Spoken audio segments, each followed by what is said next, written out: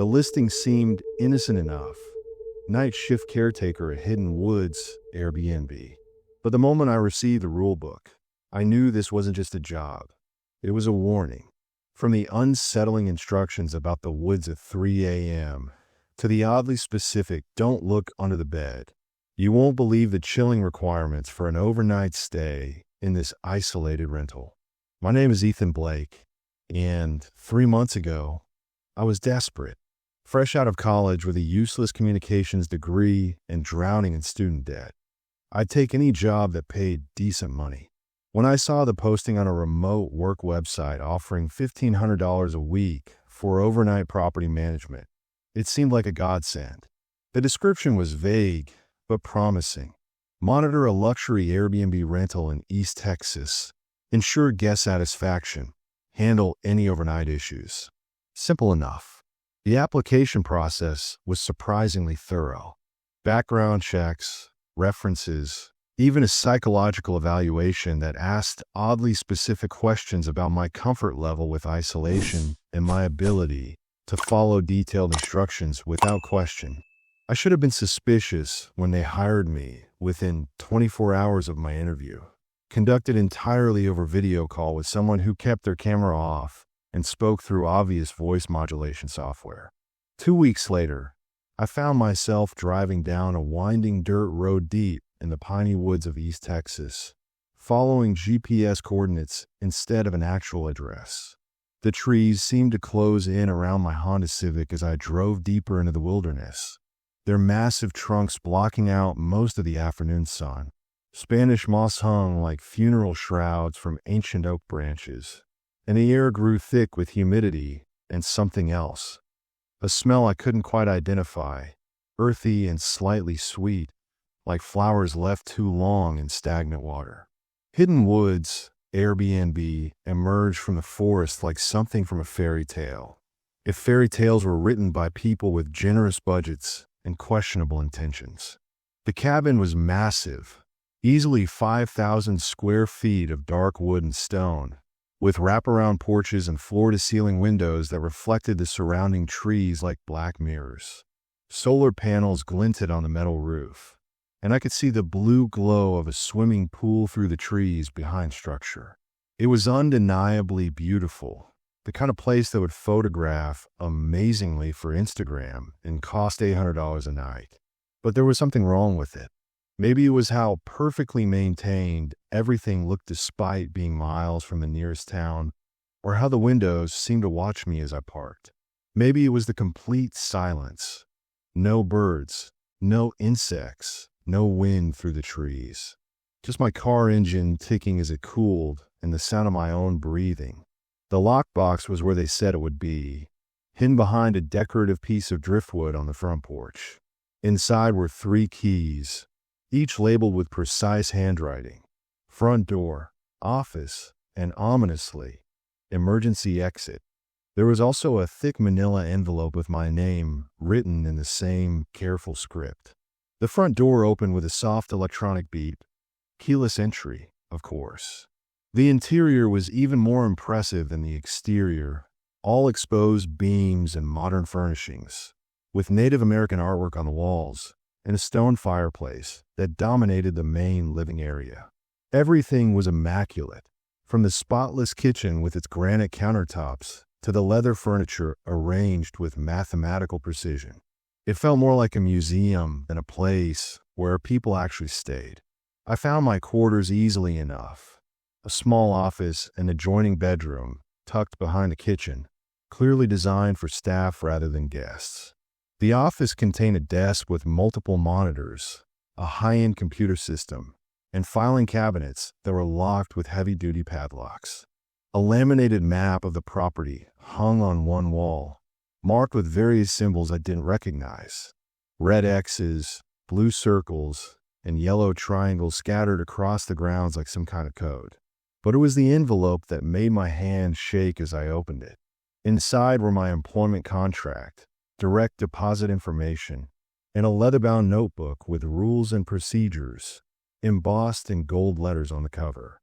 The notebook was thick, easily 200 pages, and, as I flipped through it, I realized this wasn't just a job manual. It was a survival guide. The rules started innocently enough. Standard hospitality protocols about maintaining cleanliness, responding to guest requests promptly, keeping noise to a minimum after 10 p.m. But by page 10, things started getting strange. Rule 47. Under no circumstances should you acknowledge or respond to knocking on doors between the hours of 2 a.m. and 4 a.m., regardless of what you hear outside. Rule 63. If you see lights moving through the trees after midnight, close all curtains immediately and do not look outside until sunrise. Rule 78 made me set the book down and walk away. If a guest reports seeing the woman in white anywhere on the property, immediately contact emergency services using the red phone in the office. Do not attempt to investigate or communicate with the entity yourself. Entity. They use the word entity. I made myself a sandwich from the well-stocked kitchen, trying to process what I got myself into. The rational part of my brain insisted this was all elaborate theater, some kind of immersive experience for wealthy guests who wanted a thrill with their luxury accommodation. Rich people paid good money for ghost tours and haunted hotel stays all the time.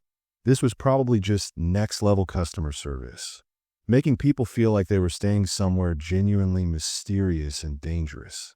But as evening approached and the shadows between the trees grew longer and darker, rationality became harder to maintain. I continued reading the rules, and they became increasingly specific and unsettling. Instructions for different types of disturbances, detailed protocols for various emergency situations, and warnings about areas of the property that were absolutely off-limits to both guests and staff. Rule 134 particularly stuck with me. The basement door will occasionally unlock itself. This is normal. Relock it immediately using the silver key, but do not under any circumstances enter the basement or allow guests to enter. If you find the door open and cannot immediately locate all guests, assume a code red situation and follow emergency evacuation procedures. Code red. There were actually color-coded emergency procedures, each one more ominous than the last. Code yellow for minor supernatural disturbances. Code orange for aggressive entity encounters. Code red for immediate danger to human life. And code black for something called total containment failure, which apparently involve a phone number labeled final resort and instructions to evacuate to a predetermined safe zone 5 miles away. By the time I finished reading, night had fallen completely. The cabin's automatic lighting system had kicked in, casting warm golden light through the windows, but somehow that only made the darkness outside seem more impenetrable. I could see my reflection in the black windows, pale and nervous, but nothing beyond them except an absolute void where the forest should be. My first guests were scheduled to arrive tomorrow evening, a couple from Dallas looking for a romantic weekend getaway. According to their booking information, they seemed normal enough. Tech professionals in their 30s, good reviews from other hosts, no red flags in their communication. I wondered if they had any idea what they were walking into, or if the mystery was part of the appeal. The rules made it clear that my primary job was to ensure the guests had a pleasant stay while keeping them safe from whatever lurked in these woods. But reading between the lines, I began to understand the real purpose of my position. I wasn't just a caretaker. I was a buffer between paying customers and something that the owners of this property knew was dangerous but couldn't or wouldn't eliminate. As I settled into bed that first night, the leather rulebook within arm's reach, I tried to convince myself that tomorrow would bring clarity. Maybe in daylight, with guests to focus on and normal hospitality duties to perform, this would all seem less sinister. Maybe the rules were just the paranoid fantasies of an eccentric owner who'd watched too many horror movies.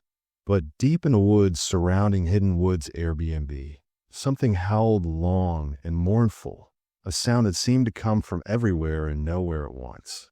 According to Rule 12, I was supposed to ignore any sounds from the forest between sunset and sunrise. But ignoring something and not being terrified by it are two very different things. I pulled the covers over my head and tried to sleep, knowing that tomorrow night I wouldn't be alone in this place.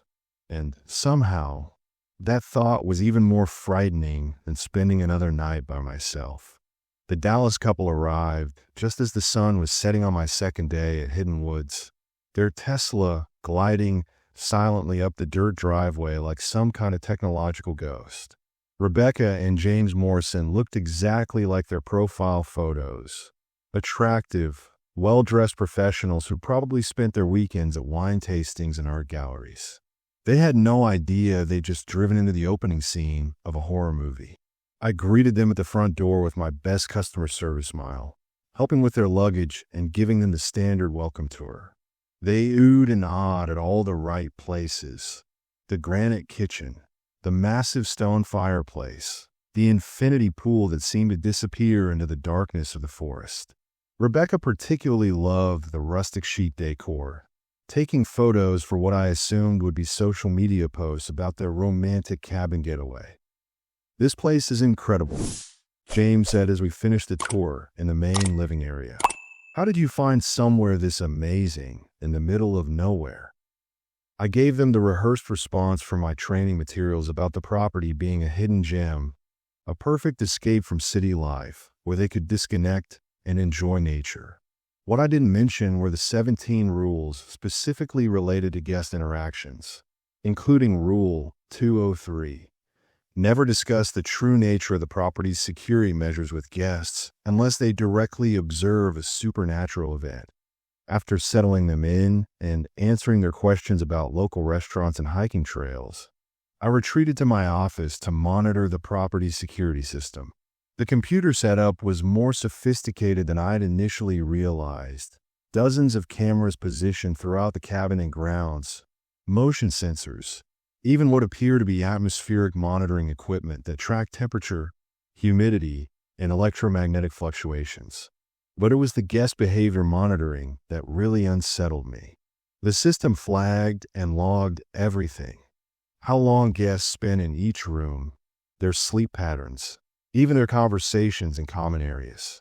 Advanced audio processing software highlighted keywords and phrases, particularly anything related to unusual experiences or strange occurrences. It was like the entire property was designed to study its occupants, gathering data on their reactions to whatever presence lived in these woods. Around 10 p.m., I began implementing the evening protocols outlined in the rulebook. Rule 89, beginning at 10 p.m. each night. Conduct hourly perimeter checks using the designated route marked on the property map. Record any anomalies in the overnight log. The perimeter check involved walking a specific path around the cabin, checking locks on various outbuildings, and ensuring all exterior lighting systems were functioning properly. The first check was uneventful. The night was warm and humid, filled with the normal sounds of a Texas forest, crickets, tree frogs, the occasional hoot of an owl.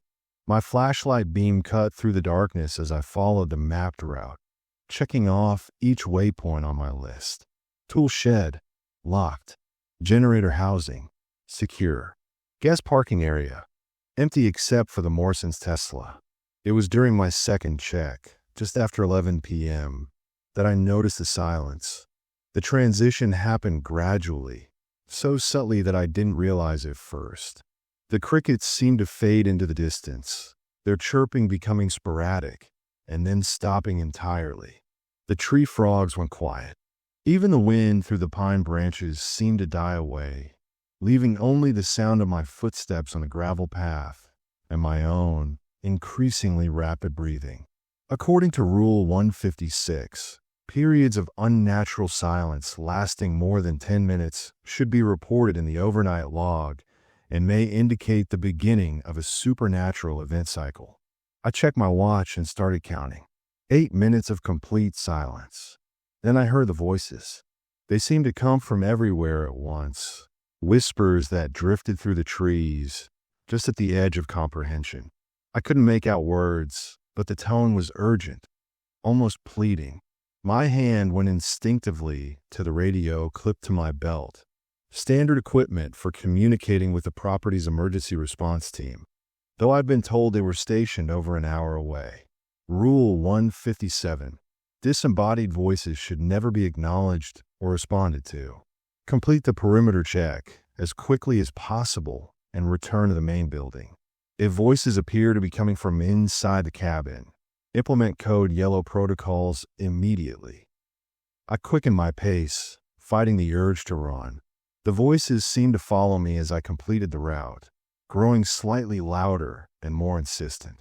By the time I reached the back patio, I could swear I heard my name being called, though the sound seemed to come from the depths of the forest rather than any specific direction. The sliding glass door that led from the patio into the main living area was standing open. I stopped dead, my heart hammering against my ribs. I'd locked that door myself during the evening security check. The Morrisons had been in their bedroom for over an hour, and the security system showed no interior movement since they'd retired for the night. According to the sensors, the door had been opened from the inside just 3 minutes ago. Rule 178. Any doors found unlocked or open outside of normal guest activity should be secured immediately. Check the interior for signs of unauthorized presence. If guests report sleepwalking or memory gaps, implement code orange protocols and contact the emergency response team. I drew the heavy flashlight from my belt and stepped through the open doorway into the cabin. The automatic lighting system had dimmed to its nighttime setting, casting everything in soft amber light that created more shadows than it eliminated. The main living area appeared normal, furniture in place, no signs of disturbance. But there were wet footprints on the hardwood floor. The prints led from the patio door across the living room and down the hall toward the guest bedrooms. They were clearly human, but wrong somehow. Too large, with what looked like extra toes or some kind of webbing between them. The water appeared fresh, still glistening under the amber lights. My radio crackled to life, making me jump so violently I nearly dropped my flashlight. Night shift. This is base station. We're showing anomalous readings on your property. Report status.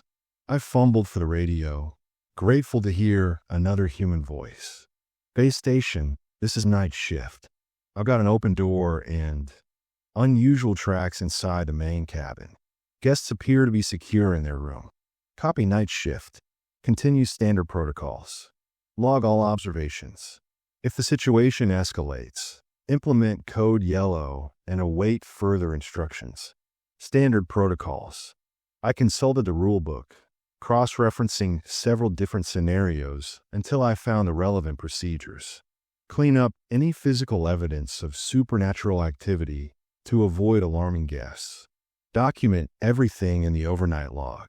Monitor security feeds for additional anomalies. I grabbed cleaning supplies from the utility closet and got to work mopping up the wet footprints, though I took photos first with the camera provided for documentation purposes. The water was surprisingly warm and had an odd consistency, slightly thicker than normal water and with a faint oily sheen that reminded me of the surface of stagnant ponds. As I worked, I became aware of sounds from upstairs. At first, I thought it was just the Morrisons moving around in their room, but the footsteps seemed too heavy, too irregular. The security monitors showed their bedroom door remained closed, with no movement detected inside the room itself. But something was definitely walking around up there. Rule 201. Sounds of movement in unoccupied areas should be investigated only if they persist for more than 30 minutes, or if they appear to be moving toward occupied guest rooms. Under no circumstances should staff enter guest rooms without explicit permission or clear evidence of immediate danger. I watched the security feeds and listened to the footsteps above. They seemed to pace back and forth across the upstairs hallway, occasionally stopping directly above the Morrisons' room. The electromagnetic sensors were picking up unusual readings as well, temperature fluctuations and electromagnetic spikes that the system flagged as anomalous but within acceptable parameters. By 2 a.m., the footsteps had stopped, but a new problem emerged. The cameras positioned around the exterior of the property began picking up movement in the forest. Shapes that seemed too tall and too thin to be human, moving between the trees just at the edge of the infrared illumination range. They appeared to be circling the property, maintaining a consistent distance, but clearly focused on the cabin. Rule 067. Entities that remain beyond the property's immediate perimeter pose no direct threat and should be monitored but not engaged. If entities cross the established boundary markers, implement code Orange protocols immediately. The boundary markers were apparently a series of carved stones positioned around the property, each one inscribed with symbols that looked like a mixture of Native American petroglyphs and something else, something older and more primitive. The security system used these markers as reference points, measuring the distance and position of any anomalous contacts. As I watched the monitors, one of the shapes moved closer to the cabin, crossing from the deep forest into the cleared area around the building. The motion sensors immediately flagged it as a code orange situation, and alarms began flashing silently on the security panel. The thing, I couldn't think of it as anything else, appeared to be humanoid but wrong in fundamental ways. Too tall, easily 7 feet, with limbs that seemed to bend at impossible angles. Its movement was fluid but unnatural, like it was floating just above the ground rather than walking. Most disturbing was its complete lack of heat signature on the infrared cameras. It appeared as a cold void against the warm background of the forest. I reached for the radio, but before I could call in, the entity stopped moving. It stood at the edge of the pool area, perfectly still, and I had the horrible sensation that it was looking directly at the camera, looking directly at me through the lens. Then it was gone, not moving away, not retreating into the forest, just simply not there anymore. 1 second the camera showed the tall, impossible figure, and the next there was nothing but empty space and the blue glow of pool lights reflecting off the water.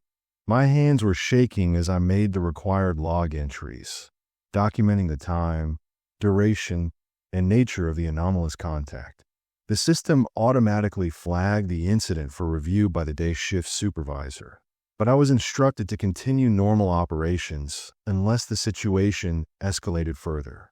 The rest of the night passed without major incident, though I found myself jumping at every small sound and checking the monitors obsessively.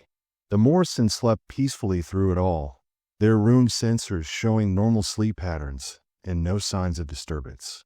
As dawn broke through the trees, I realized I'd survived my first real test as night shift caretaker at Pineywoods, Airbnb.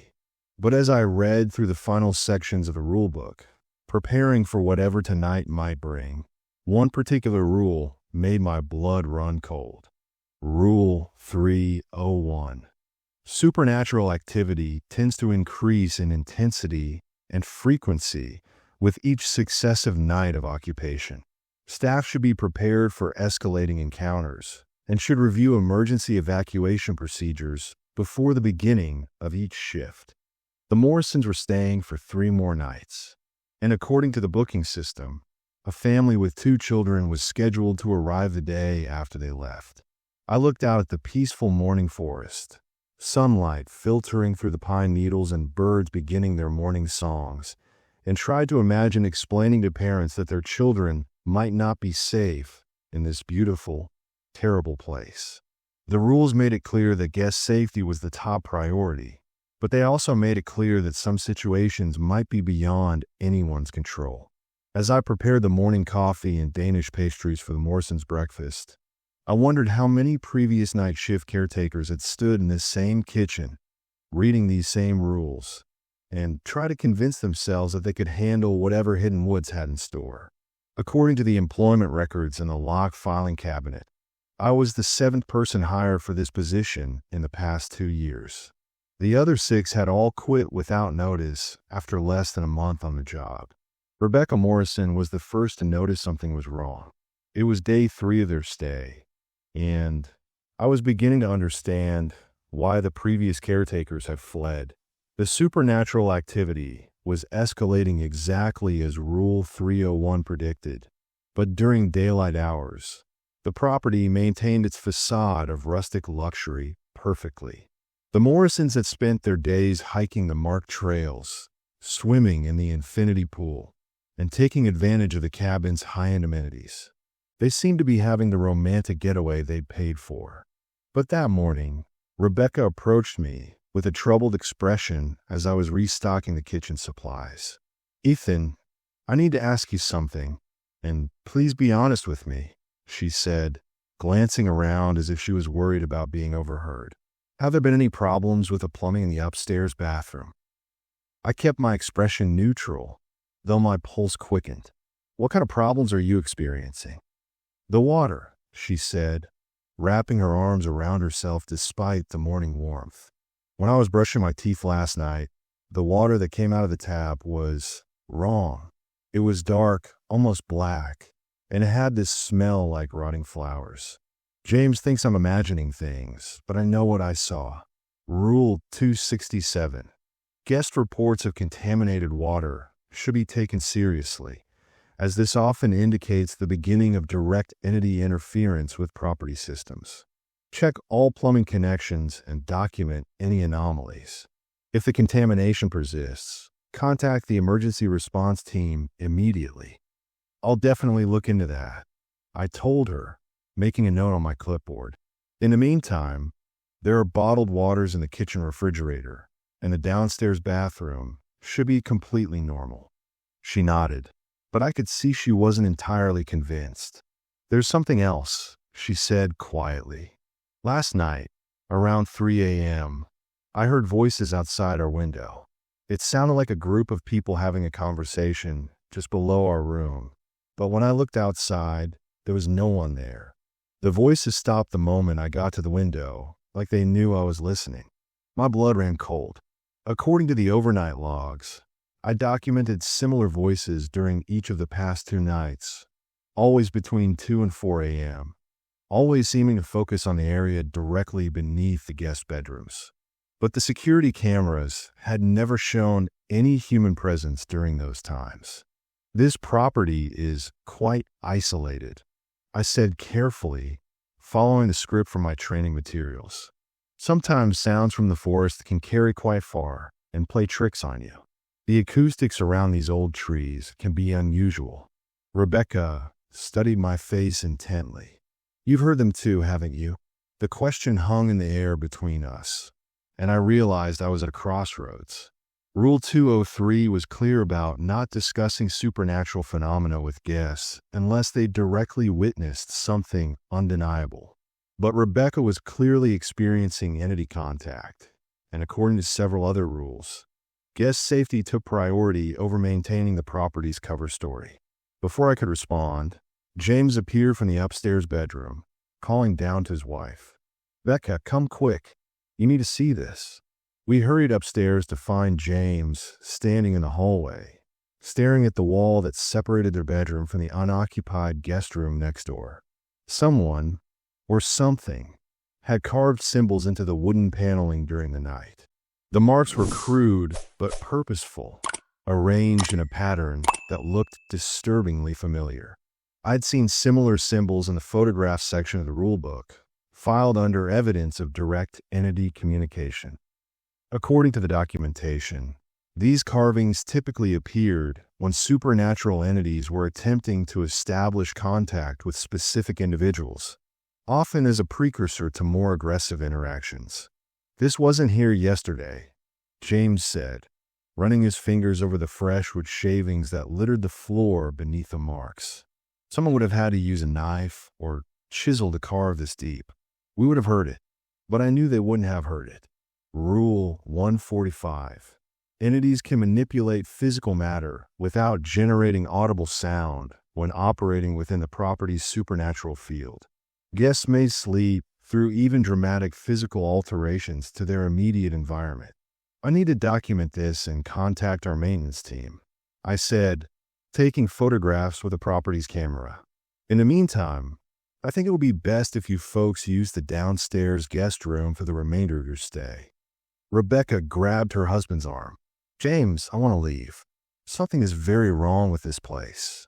"Becca, come on," James said, though I could hear the uncertainty in his voice. "It's probably just some kid from town playing pranks." "Right, Ethan."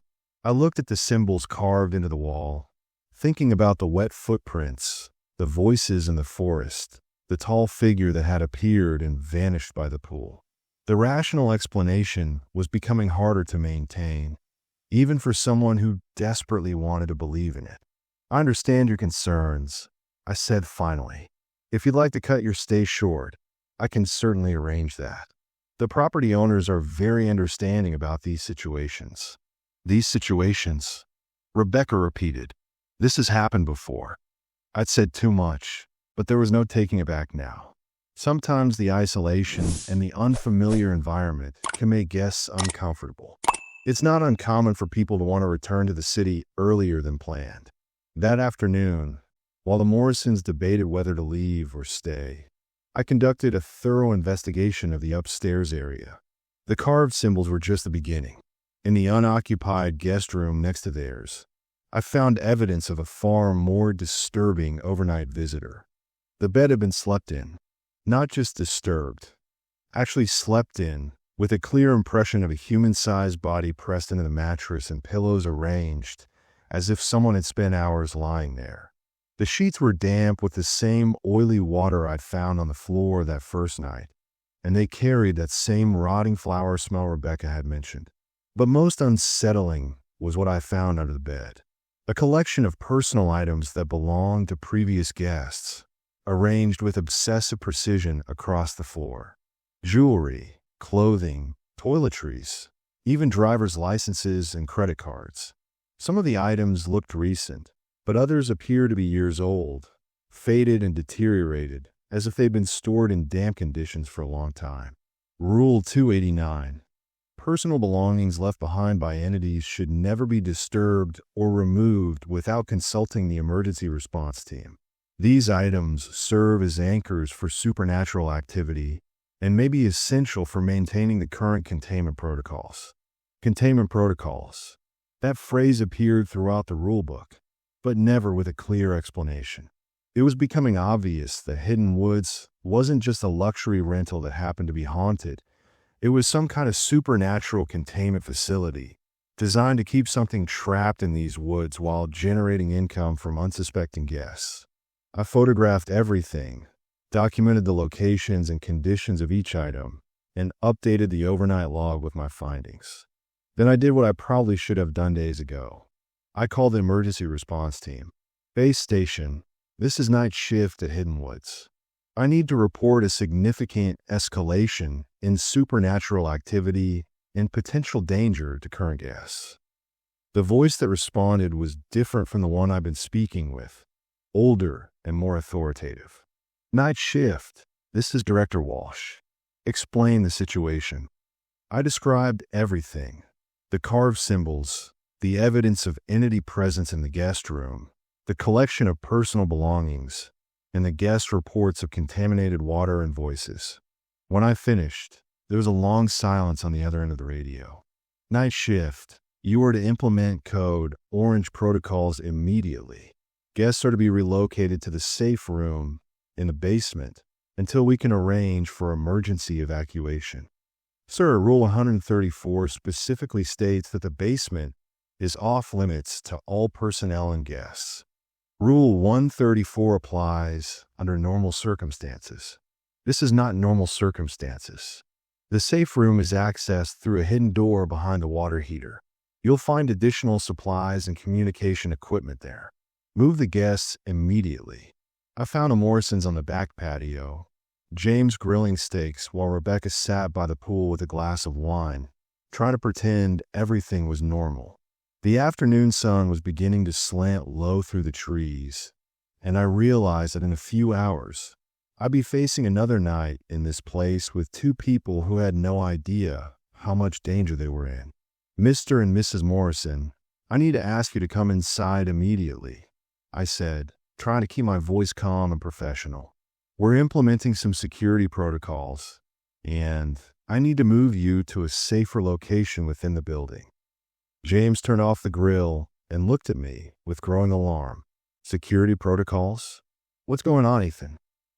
"There have been some reports of trespassers in the area," I said, hating the lie, but knowing the truth would be worse.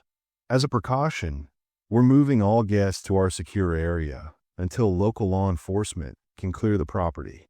Rebecca was already gathering her things, her instincts clearly telling her that something was seriously wrong. "How long will we need to stay in this secure area?" "Hopefully just overnight. Transport will arrive tomorrow morning to take you back to town." As we made our way to the basement, I couldn't shake the feeling that we were being watched from the forest. The shadows between the trees seemed darker than they should be, and I thought I could see shapes moving just beyond the range of clear vision.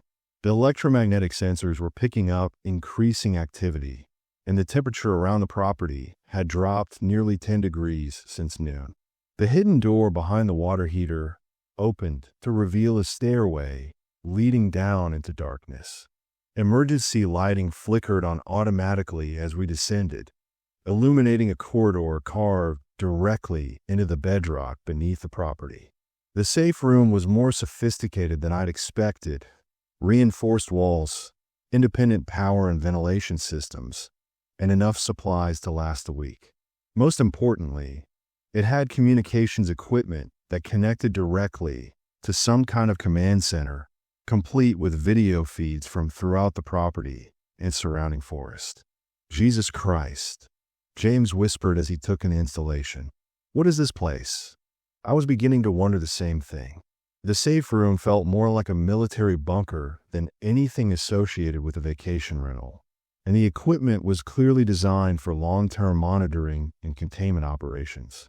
On the main display screen, cameras throughout the property showed the empty cabin above us. But as evening approached and the shadows grew longer, the forest cameras began picking up movement. Lots of movement. The entities were gathering for something big, and we were about to find out what 7 previous caretakers had discovered, that some nights at Hidden Woods, even the safe room might not be enough. The safe room's communication system crackled to life at exactly 6:47 p.m., just as the last rays of sunlight disappeared behind the pine trees above us. "Night shift, this is Director Walsh. We're monitoring the situation from our remote facility. The electromagnetic readings indicate a Class 4 supernatural event is beginning. Under no circumstances are you to leave the safe room until dawn." I stared at the bank of monitors showing feeds from throughout the property. What I saw made my mouth go dry. The entities weren't just gathering, they were organizing. Dozens of the tall, impossibly thin figures moved through the forest in coordinated patterns, creating what looked like a perimeter around the cabin. Others glided across the property grounds with purposeful movements, checking doors and windows like a tactical team conducting reconnaissance. "Director Walsh, what exactly are we dealing with here?" I asked into the radio. The guests deserve to know what's happening. Rebecca and James Morrison sat on the safe room's small couch, holding each other and staring at the monitors in terrified fascination. They'd stopped asking questions about an hour ago, when it became clear that no reasonable explanation could account for what they were seeing. "Night shift, you're dealing with the Pineywoods Collective." Walsh's voice came through with static interference that seemed to worsen as the electromagnetic activity increased above us. They're a group consciousness that was displaced from their original territory in the 1800s during logging operations. The property was built on what used to be their primary gathering ground. I felt pieces of a horrible puzzle clicking into place. "This isn't really an Airbnb, is it?" "Hidden Woods serves multiple purposes," Walsh admitted. "It generates revenue to fund our containment operations, provides cover for our research activities, and most importantly, it helps us study the collective's interactions with living humans. The data we gather from guest experiences is invaluable for developing better containment protocols." "You're using paying customers as test subjects," I said, looking at the Morrisons' terrified faces. These people had no idea they were walking into an active supernatural research site. The guests are in minimal danger as long as proper protocols are followed. The collective has never actually harmed a human being. They're more curious than malevolent. But their methods of investigation can be disturbing. On the monitors, I watched one of the entities phase directly through the cabin's front door. It moved through the main living area like it was searching for something, its head turning from side to side with mechanical precision. More entities followed, until the entire ground floor was filled with the ghostly figures. "What are they looking for?" Rebecca whispered, her voice barely audible. "They're trying to understand you," I said, remembering passages from the advanced sections of the rulebook. The collective is fascinated by human consciousness, human emotions, human relationships. They study guests like we might study insects, with intense curiosity but no real comprehension of what they're observing. James pointed at one of the monitors. "That one is in our bedroom." An entity had indeed entered their room and was examining their personal belongings with delicate, elongated fingers that seemed to phase in and out of physical reality. It held Rebecca's jewelry up to what I assumed was its face, though the infrared cameras couldn't capture any features clearly. Then it carefully placed each item back exactly where it had been found. "The personal belongings under the bed," I said, suddenly understanding. "They're not trophies or souvenirs. They're study materials." "Correct," Director Walsh confirmed through the radio. The collective retains items from guests who've had particularly strong emotional experiences during their stays. They seem to believe these objects carry some essence of human feeling that they can analyze. "That's why they carved the symbols on the wall," Rebecca said, her anthropology background helping her process what we were seeing. "They were trying to communicate with us directly." "The symbols match petroglyphs found throughout East Texas," I said, remembering the research materials I discovered in the locked filing cabinets.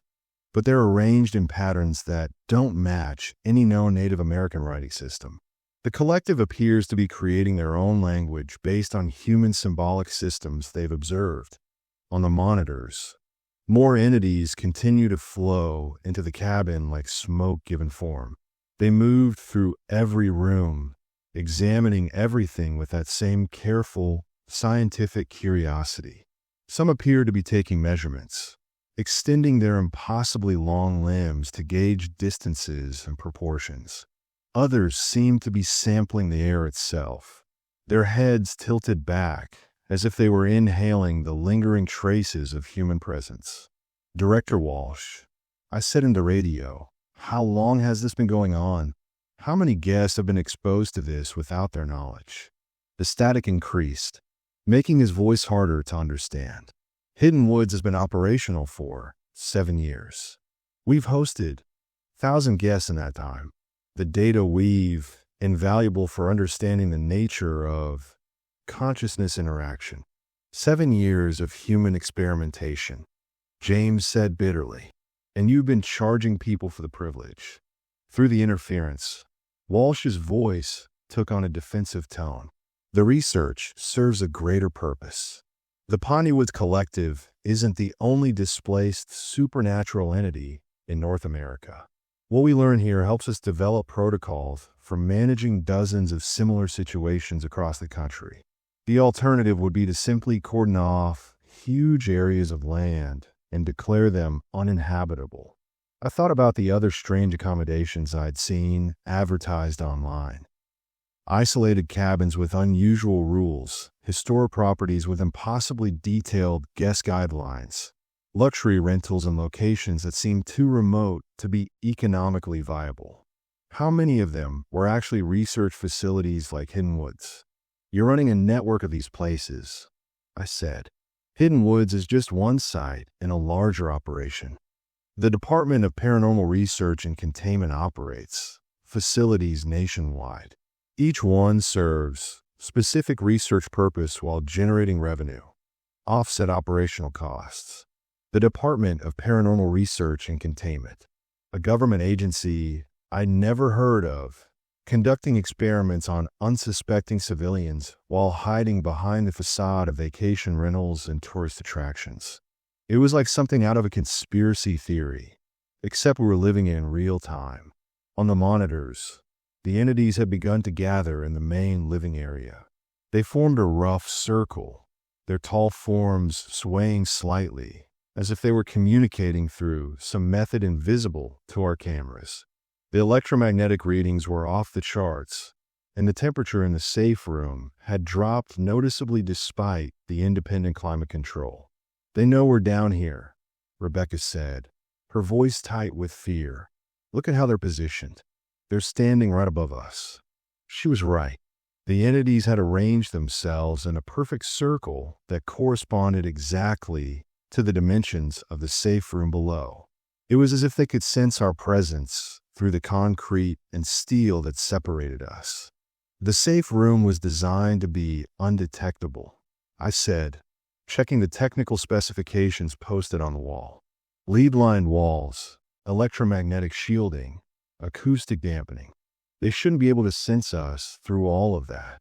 But even as I said it, I could feel something changing in the air around us. The entities above weren't just aware of our presence. They were actively trying to reach us. The lights in the safe room began to flicker, and the communication equipment started emitting a low humming sound that seemed to resonate in my bones. "Director Walsh, we're experiencing interference down here. The entities appear to be attempting some kind of breakthrough." No response. The radio crackled with static, then went completely silent. "We're on our own," James said, stating what we all already knew. The humming grew louder, and I began to understand what was happening. The collective wasn't just curious about us. They were specifically interested in our emotional states. Fear, confusion, anger, despair. These are the human experiences they were trying to catalog and comprehend. And we were providing them with a perfect case study, trapped in a confined space with nowhere to run. "They're not trying to hurt us," I said, as much to calm myself as to reassure the Morrisons. "They're trying to understand us. If we can remain calm, maybe they'll satisfy their curiosity and move on." But calm was becoming impossible. The humming had evolved into something that sounded almost like voices, wordless but clearly attempting communication. The temperature continued to drop, and our breath began to mist in the suddenly frigid air. Most disturbing of all, the solid walls of the safe room were starting to become translucent.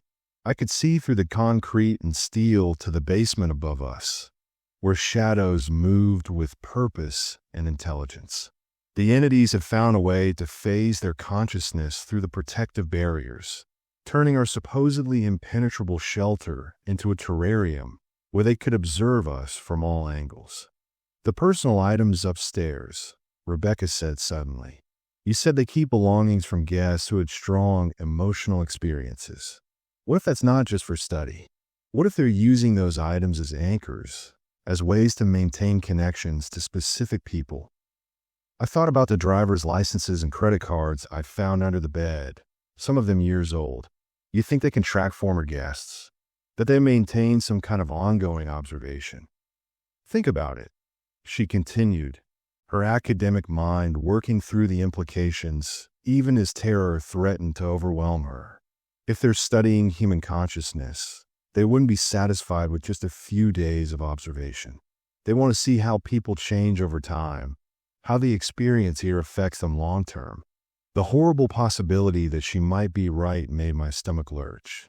How many former guests were unknowingly being monitored in their daily lives? How many people had returned from hidden woods, carrying invisible watchers that fed information back to the collective? The walls of the safe room were now completely transparent from our perspective, though I suspected that if someone were looking from the outside, they would still appear solid. We were trapped in a bubble of normal space, while supernatural entities circled us like sharks around a diving cage. One of the entities approached the wall directly in front of us. Up close, I could see details that the cameras had failed to capture. Its face, if it could be called a face, was a constantly shifting collection of features that seemed to cycle through different human characteristics. Eyes that changed color and shape, a mouth that moved through various expressions without any apparent connection to thought or emotion, skin that flowed like liquid mercury. It was trying to understand what it meant to be human by cycling through human appearances. But the result was more terrifying than any static monster could have been. The entity pressed what might have been a hand against the transparent wall, and I felt an overwhelming urge to reach out and touch it. The compulsion was so strong that I actually took a step forward before James grabbed my arm and pulled me back. "Don't," he said urgently. "Whatever you do, don't make direct contact." But it was already too late. The moment I'd moved toward the entity, its cycling features had locked onto mine. Its face stabilized into a crude approximation of my own appearance, and I realized with dawning horror that it was trying to establish a permanent connection. The entity that looked like a distorted version of me smiled with my mouth, and I felt something cold and alien touch the edges of my consciousness.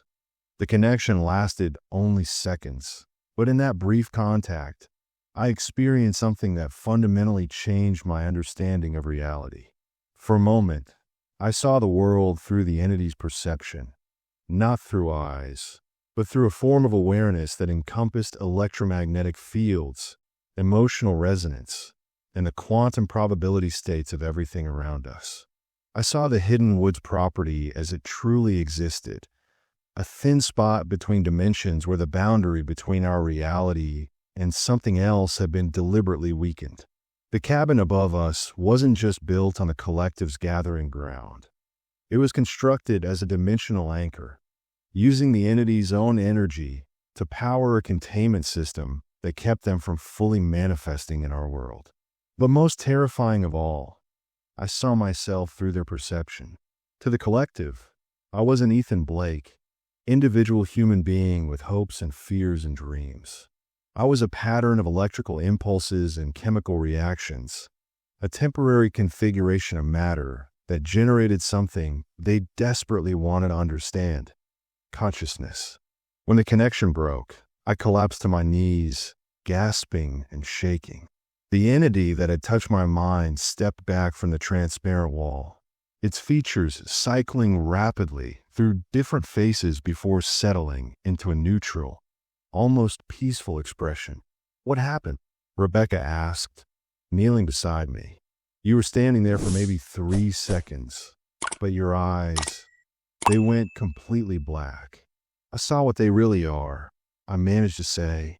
"They're not ghosts or spirits or anything supernatural in the way we understand it. They're refugees from a parallel dimension, one where consciousness exists in a completely different form. When human expansion destroyed their access points to our world, some of them got trapped here." James helped me to my feet. "Trapped how?" "The logging operations in the 1800s didn't just clear the forest.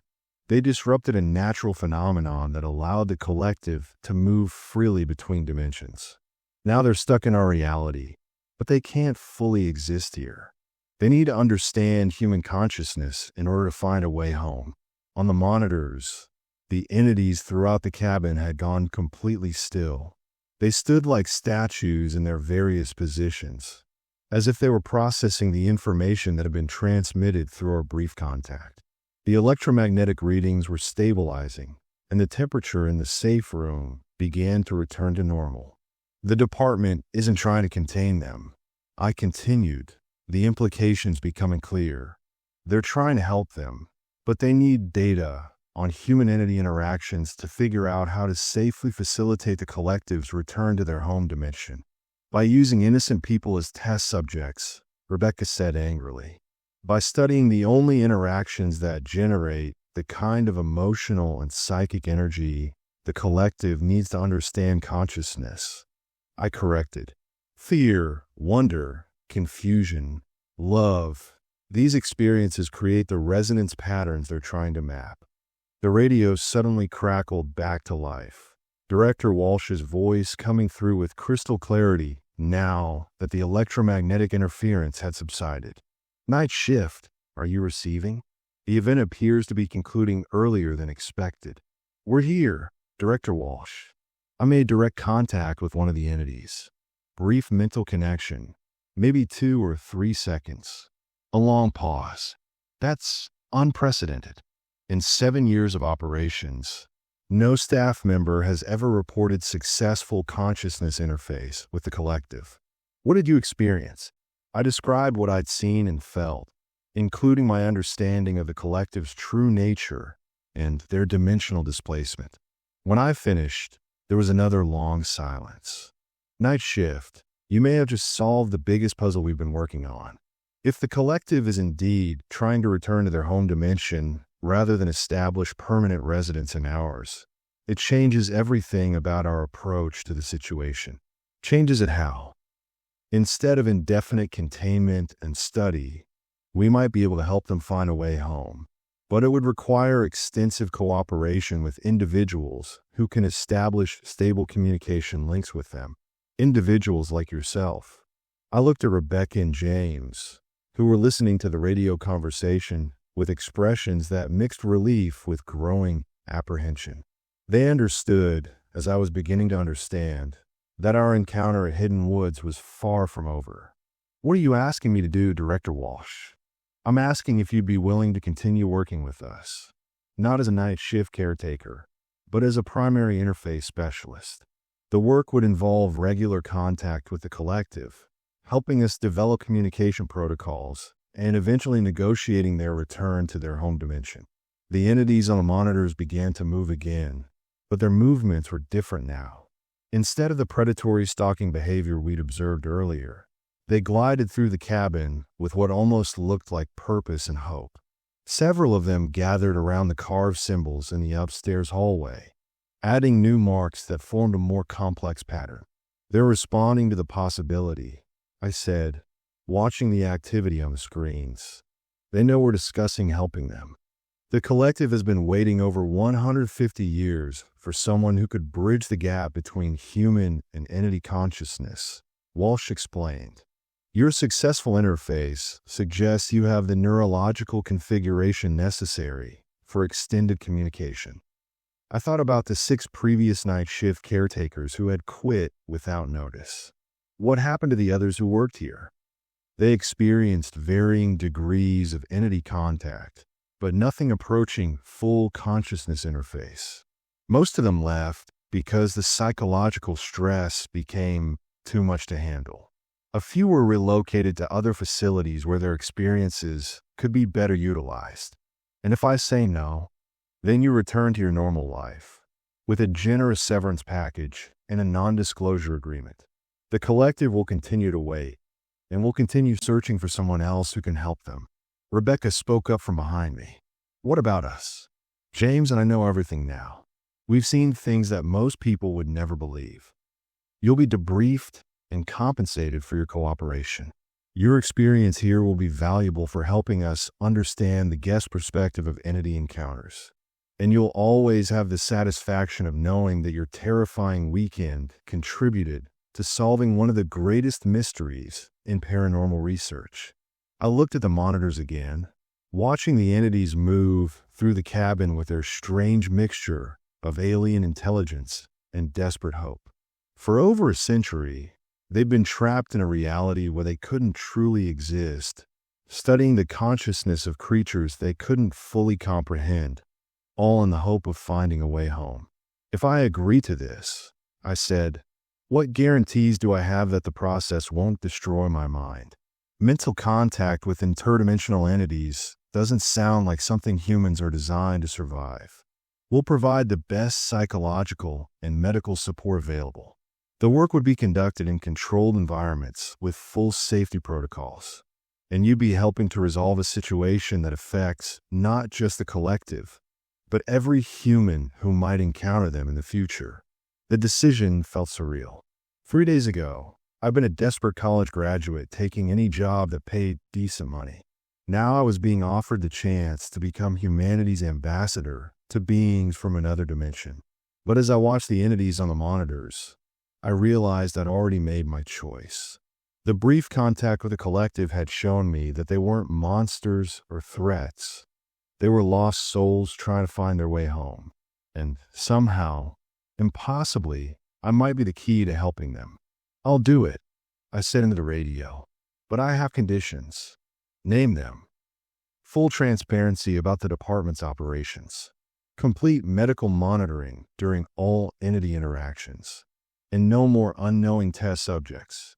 If you're going to continue using properties like Hidden Woods for research, the guests need to know what they're signing up for."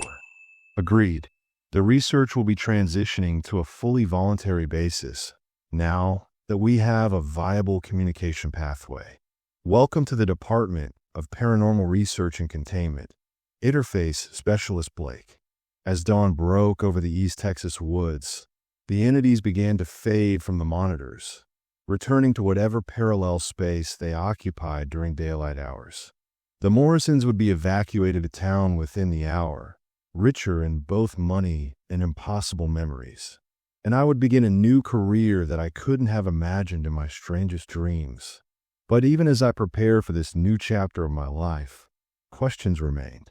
The department operated facilities nationwide, each one dealing with different types of supernatural phenomena. How many other displaced entities were waiting for someone to help them find their way home? How many other impossible realities were hidden behind the facades of vacation rentals and tourist attractions? And most troubling of all, if beings like the collective could become trapped in our dimension, what else might be out there in the spaces between realities, looking for a way through?